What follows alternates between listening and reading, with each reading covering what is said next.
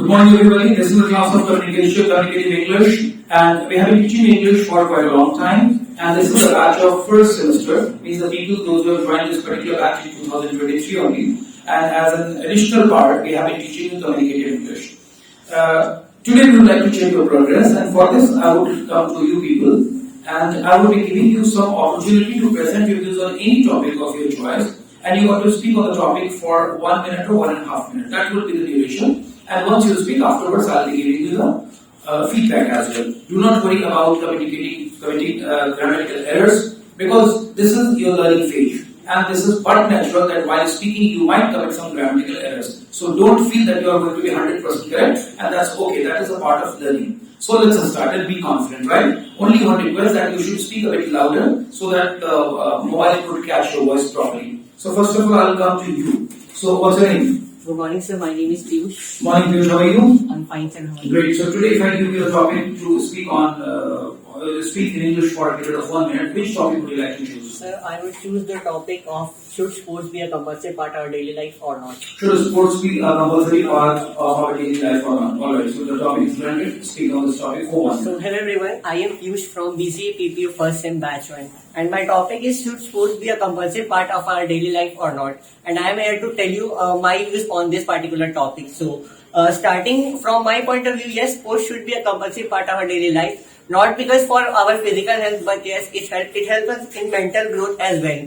If one is too dedicated about sport, he or she should get full support from their parents, from their locality, to go in that field and achieve whatever he or she can achieve.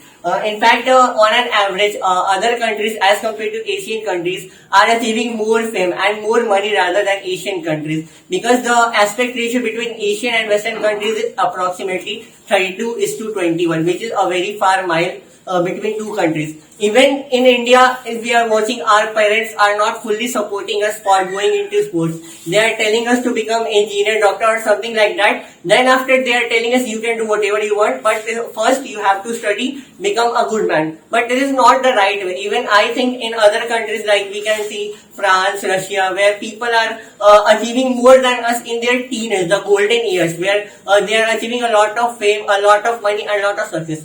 I know study is good, study is necessary for us to be practically with our society. But yes, sports should also be important there, because in India we are seeing there are a few sports popular such as cricket or football.